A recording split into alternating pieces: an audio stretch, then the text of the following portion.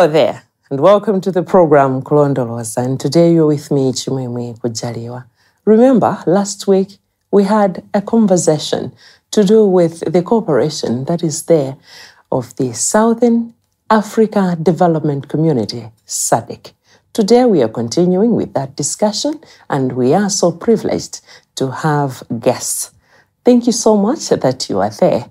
May you please log on to our Facebook page, Instagram, YouTube, and of course, Twitter, because we would love to hear more from you about the conversation that we are having today. We are now collaborating more with the SADC countries, especially anti-corruption commissions or bureaus within our region. Mavuto ambili ya kumakhala khaizama resources kuti tugwirire ntchito yathu. I think in almost all the countries anayankhula nkhani ngati zimenezo. The other one is again the problem of laws that have not yet been fully harmonized so that the laws can speak to each other to make it very effective for the anti-corruption agency in the region to confront corruption with one voice. Let me introduce our guests. On my right here, I have Mr. Paulus Noah, who is the Director General of Anti-Corruption Commission from Namibia. Thank you very much for coming. Thank you, Madam. And in the middle here, I have the Executive Secretary, Zimbabwe Anti-Corruption Commission, Ms. Sukai Tongara. Thank you very much for coming. Thank you. On my far end there, I have Head of Special Investigation Unit from South Africa, Mr. Israel Ndou. Thank you very much for coming. Thank you very much. Now, my very first question is going to you. Tell us, as a region, what are you doing to combat the financial organized crimes? In the first place, organized crimes are global crimes. And big global crimes, they are also concerned to the region. Now, for the region to effectively combat organized crimes is only when regional member states are effectively cooperating with one another in terms of fighting corruption and organized crimes. This means that the anti-corruption agencies within the region needs to have all the necessary laws in place. And these laws need to be largely harmonized to make sure that what is a crime in, for example, in Malawi, in terms of fighting organized crime, is also a crime in Namibia. So that when a suspect flees from Malawi and lands in Namibia, he will not find a safe haven in Namibia because there it will be a crime as well. And it will also become easier through legal mutual assistance for Namibia to give necessary assistance to Malawi to make sure that that person is brought before justice. It's cooperation that makes sure that organized crime are effectively fought in the country. One other effective way is when the anti-corruption agencies heads, they have got this cooperation, informal cooperation in the first place, because that works very well. When they know each other, they can share information so easily, informally information in the first place, and then ultimately then share formal information through legal mutual assist request. Interesting. Yes. From Zimbabwe, are you sharing the very same sentiment? What is the significance of having this cooperation in the fight against corruption? From Zimbabwe, as a country, we have signed a memorandum of understandings or agreements with the different countries. It is important that we know each other as anti-corruption agencies so that I know that this is the person I'm giving my information to. We do not want criminals to get away with crime. Criminals have organizations where they talk to each other. So we might as well just do that for fighting corruption. Yes. Mr. Ndou, there, you coming from an investigative unit, how effective are these investigative agencies in combating crimes like this? They are effective, especially if we collaborate with each other. For example, we are here and we're talking about our success as the region, and we were saying that to be successful, you need to hold hands. You cannot do it alone. As law enforcement agencies with those memorandum of understanding. So it will be easy for us to work together without following those red tapes that are there. We need to talk with the embassy and things like that. It will be simple because we have an agreement, That's interesting. Now, from Namibia, what measures do you think the region can adopt in terms of the fight now against corruption? The region has got its regional body, the SADC Secretariat. And the SADC Secretariat has adopted the SADC Protocol against corruption. But then, what needs to be done for us to be very effective is when anti-corruption programs and strategies are established through the SADC regional body. Because it's through those programs that all the member states will find it necessary to comply with what is required through those programs. And it has already started. According to SADC heads of anti-corruption agencies, in the meeting they had in 2022, they discovered that there's a lot more damage that is there in the country's development when it comes to corruption. This is why in this story we would love to understand more how these countries in the region are helping in fighting against corruption.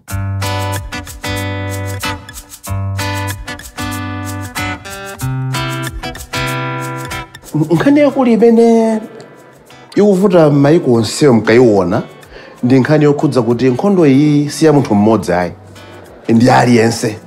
Ndiye umadzavuta kwambiri pita nkhani iyi ku court.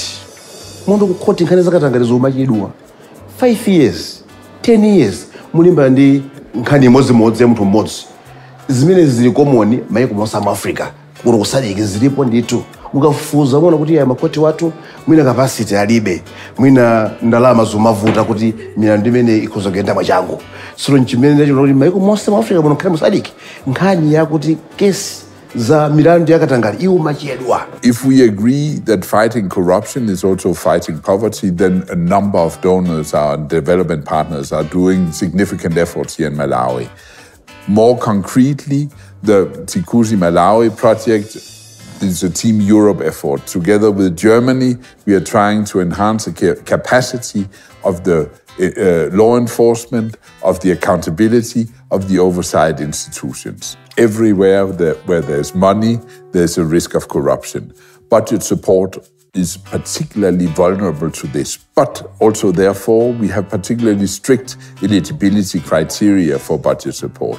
During Cascade, we stopped budget support along with a series of other development partners. Now we are contemplating reassuming budget support in a very near future. The Special Investigating Unit in the recent years has made strides in collaborating with countries in the SADC region, where we even go to the extent of providing training in cyber forensics and in forensic investigations. So we are now collaborating more with the SADC countries, especially anti-corruption commissions or bureaus within our region. Tikhale ndi ma strategies omwe one atithandize kuti fikitsa malonena kuti tonse we are pulling in the same direction, and that we are dealing with each other in earnest. Yeah, so that one is also something that I have picked on. Tigwiratu ntchito bwino and mwina chomwe sichinatuluke chona kuti tili ndi ma MOU kale ndi ma sister organization angapo. Yeah, one of them yomwe mwina imene ili more crucial ndi ya Special Investigation Unit ya South Africa. Omwe sabwera apa. Omwe tili nawo ayambakale kuti thandize magesa angapo ndithu amene tikugwira nawo ntchito kuti tithandiza na ma investigation pa ndalama zomwe zinabedwa kuno mwina kupita kudzera ku South Africa or zili ku South Africa. So akutithandiza then paliso anthu ena onena kuti ndalama zobedwa kwawo kumazibweretsa kuti kunoko kuti notipitirizebe kuthandizana mu ntchito ngati imeneyi kutsogoloko timalizitsa ndi ma agents osewa tipanga nawo. Paliso bungwe lama parliaments osamu SADC koma ndi kuti postura tikatupanga launch bungwe la Lusankatangale nyumba za malamulo za mu SADC region. ndi nkhani yeru ichitika pa nkhani imeneyi muno mu SADC nkhalenso pa Africa level yonse ife Malawi tili active kuti kheno mabungwe amenewa kuti ntchito imeneyi isakhale troka yayi tione kuti kodi anzathu apanga chani tiphunzire pachizungu amati benchmarking Zambia yopanga chani South Africa yopanga chani nanga Africa apanga chani ndimene kuyendera ntchito imeneyi.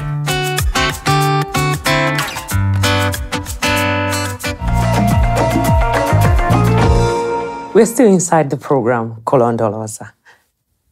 Now, tell us, what are some of the measures that you think the region can adopt in the fight against corruption? The region has already adopted a lot of measures. We not only cooperate in terms of investigations and sharing of information, but we also meet to share best practices in terms of public education.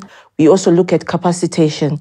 If South Africa is very good in terms of cyber investigations, like they are, they've actually trained all the SADC countries' anti-corruption agencies in how to investigate cyber investigations. Mm-hmm. And this is what SADC looks at to see if Zimbabwe has a specialty or they're good at a certain thing, it benefits all the countries in the region. Now, the United Nations Convention Against Corruption encourages member states to promote mutual legal assistance in gathering and transferring evidence for use in legal chain in courts. Now, my question is, how effective are these type of measures when we come to the fight now against corruption in the SADC region? When we're talking about mutual legal assistance, it's an agreement between 2 or 3 countries. You have to mutually agree that you want to assist each other. Like I've said previously, we have a memorandum of understanding, which we have signed between ourselves as SADC countries, where I can give Mr. Noah a call or Israel a call and say, I've got information that I want from South Africa. Can the SIU assist me? And you say, okay, what is it? And informally, you tell me, okay, Mr. So-and-so lives here in Joburg. Can you do the MLA and apply for him? And then we know where to look for that evidence. It makes it easier and faster when you do the MLA, unlike if you're sending it to somebody that you don't know. So that's the importance of us as head of anti-corruption agencies meeting so that I know who's my counterpart in the different countries.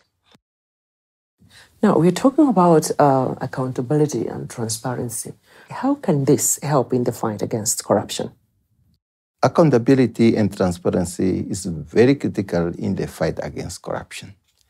In fact, one expects every policy, every law that is being passed by lawmakers to have provisions committing the officials to transparency and accountability.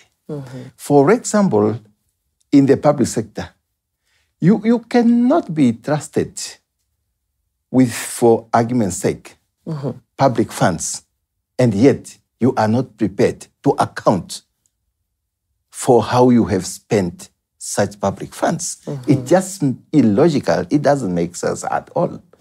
It should be a requirement for every policy, for every law, that there should be transparency and accountability. Now, with all these measures being put in place, you talk of the Article 6 of the United Nations Convention Against Corruption.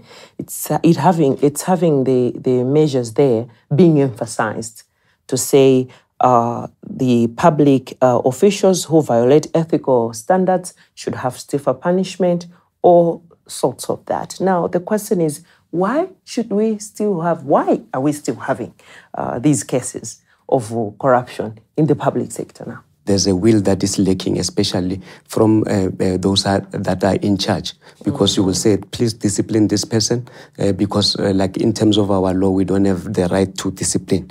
The Act doesn't allow, but then they will just leave it. But what we did in South Africa, and I think it might help other countries, we through the Office of the Presidency, we established a committee that deals with, we call it in South Africa, consequence management.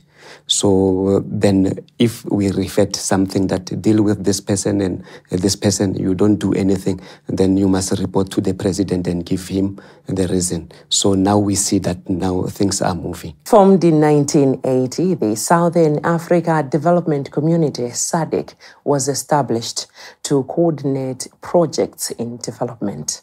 In this story, we would love to understand, because we have learned that we share a lot in common to talk of initiatives, strategies, and policies. However, they are marred by corruption. How are institutions or countries fighting the vice? Let's have the story.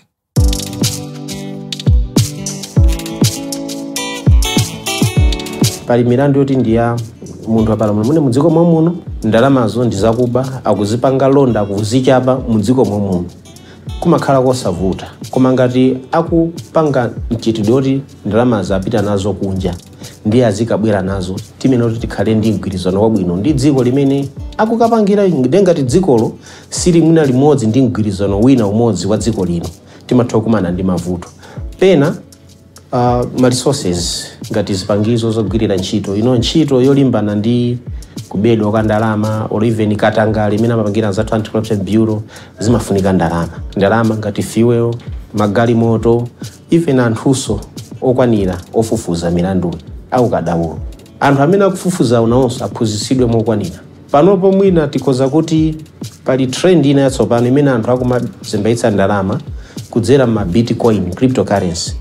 Ifeyo ngati dziko tikuoneka ngati tikuyenda be mochedwera pang'ono kuti tikwanilise pamene anzathu amene amabazi zimene zija amagwiritsa ntchito zimene zija, they are ahead of us, anatsogola. The region has got common problem when it comes to the fight against corruption.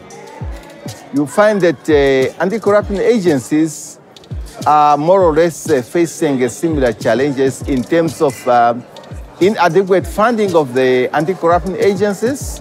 That is one. The other one is again the problem of laws that have not yet been fully harmonized so that the laws can speak to each other to make it very effective for the anti-corruption agencies in the region to confront corruption with one voice. The other challenge that the region is facing is that there is still this tendency of people believing that the fight against corruption, fighting corruption, is a responsibility of anti-corruption agencies only. And some sectors see themselves as not responsible for the fight against corruption. But these sectors are the contributing factors to corruption.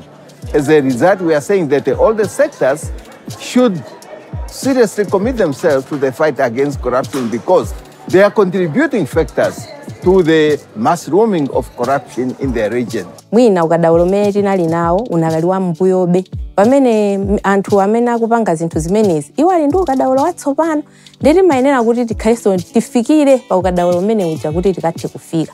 Ndiye kwambiri ndingati kukhala kuti tili up to date ndi ukadaulo umenewu, ndiye chimene kwambiri chimafunanso ndrama. Ndiye pa zinthu zimene tikuona kuti kunkhani ya ndrama ndiyofunikiranso kwambiri. Nthawi zambiri ndramaso imadzatha kukhala vuto makamaka maiko ambiri. Vuto linanso limene limabwera ndilo kuti anthu amene agwira ntchito zimenezi zimatenga nthawi kuti apeze ukadaulo umenewu. Ndi ntchito yoti daily ukuyenera kuphunzirapo china chake. Ndi amapezeka kuti munthu uja wapeza ukadaulo awambano kugwira ntchito ija bwinobwino, kenaka asamutsidwa apita mwina department ina ukagwira ntchito zina. Ndoti pamene paja pakuyenera pabwereso munthu wina ayambenso kuphunzira. Choncho ndi zinthu zija zimakhala zovuta kuti mukhale kuti mwafikapo kuti mukuyigwira bwino ntchito ija. Mavuto ambiri akumakhala nkhani za ma resources kuti tigwirire ntchito yathu. I think almost all the countries anayankhula nkhani ngati zimenezo. Panaliso nkhani ya perception ya anthu in as far as anti-corruption efforts are concerned, kunena kuti zimavuta ndithu kuti anthu akukhulupirireni ngati anthu anti-corruption kuti mukugwiradi ntchito yanu mene mukuyenera kugwirira. I think vuto lachitatu lomwe latuluka which is more common ndi nkhani zomwezi zomene kuti kupanga makesi zimachedwa. Okay, so I'm sure at least aliyense waona kuti sikumalawi kokhayi ndithu it's across the SADC, it's across Africa, ndi dziko lonse makesi amene anthu amakhala nawo interest amakhala makesi a complex kwambiri nde amatenga nthawi kuti amalizike komanso mwina chomwe chatulukanso chomwe I think someone from Lesotho mentioned was mwina tipange emphasize on prevention mwina ma prevention strategies amene tikuayika ma systems iwa ndotani kuti atithandize kuti tipite kuchitsogolo komanso I think from something that I heard from Eswatini is about the debates that are going on mu dziko lawo pankhani ya independence ya institution yawo ya anti-corruption kuti afuna iphatikize ndi ma institution ena so yeah amene ndi ma common challenges amene tamva.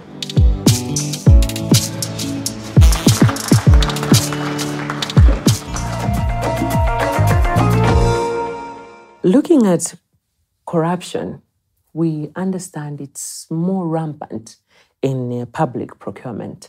As anti-corruption agencies, what are you doing in monitoring and safeguarding management of public funds? In South Africa, we have a big budget of money, but if you can check, the research has shown that it goes, most of the money is spent by public officials, but not doing what they are supposed to do. So what we did, I will talk from the Constitution, we're dealing with Section 217, which deals with the procurement processes. When you deal with it, this is how you need to deal with a procurement process. So, and as Section 2 says, our Constitution is the supreme law. Any law that is inconsistent with it is unlawful, and that we must enact laws that will help us to deal with issues like procurement. So we have what is called the PFMA, procurement framework, that deals with procurement. When you deal with municipalities, we have what is called MFMA. So those acts, they will tell you this is what you need to do when you deal with procurement. If there's a tender, this is what you need to do. So it really helps. But beside that, the most important thing also, we talked about it, you know, the awareness campaign, they do really help. So we do that a lot, where we'll teach people about procurement and state funds and whatever, that you must channel it to the right channel. All right. Interesting. Now, what are you doing to strengthen whistleblower protection in the reporting systems? Well, as Zimbabwe, we have put in place several pieces of legislation that protects our whistleblowers and reporting persons. We have legislation where you criminalize any person that victimizes a person that is reported to the Zimbabwe Anti-Corruption Commission. You take that person to court and they're arrested. But we are in the process of drafting a comprehensive piece of legislation, which we are looking at the South African legislation, which is very good. It actually provides even safe houses for people who are whistleblowing against in matters involving very senior officials, in corruption matters, or even fraud or money laundering, these high scandals, where you take that person away from the area that they're in and you give them a safe house where they stay and protect them until the duration of the trial to ensure that they're safe. Because there are some witnesses that are getting fired for giving evidence. Some are getting killed in other countries. Yes, so it's a dangerous thing to testify, but we need to encourage members of the public to trust the system, the criminal justice system, that at the end of the day, we will win against the fight against corruption. So we have to protect our reporting persons as well as our whistleblowers. Thank you very much for that. Now, how effective are international frameworks in response to corruption through international cooperation? International frameworks ought to be effective. I'm saying ought to be effective, but in reality, there are certain complexity that are involved. One, let me just give you an example of the United Nations Convention Against Corruption, which is a global legal instrument on the fight against corruption. Some countries, by virtue of signing and ratifying that convention, it is enough for that country to give international cooperation, even in terms of legal mutual assistance. But some countries, notwithstanding having ratified that, their requirement is that there should be what Zimbabwe already mentioned. There should be this agreement, between the two countries in terms of giving each other this international cooperation in terms of mutual legal assistance, because that is mutual legal assistance is central on international cooperation, and that is what makes the instrument itself effective. The provisions in the instruments are very clear. There is no problem with the provisions. The issue comes between the countries itself. Let's thank our guests today who came in the studios to tell us more about the cooperation that is there in the SADC region in fighting corruption. We hope you have loved the program, because I have. Will you please follow us on our Facebook page, Instagram, Twitter, and YouTube, because we would love to hear more about this conversation that we had today. Until then, I wish you all the best and see you next time. I'm Chimwemwe Kujaliwa. Bye-bye.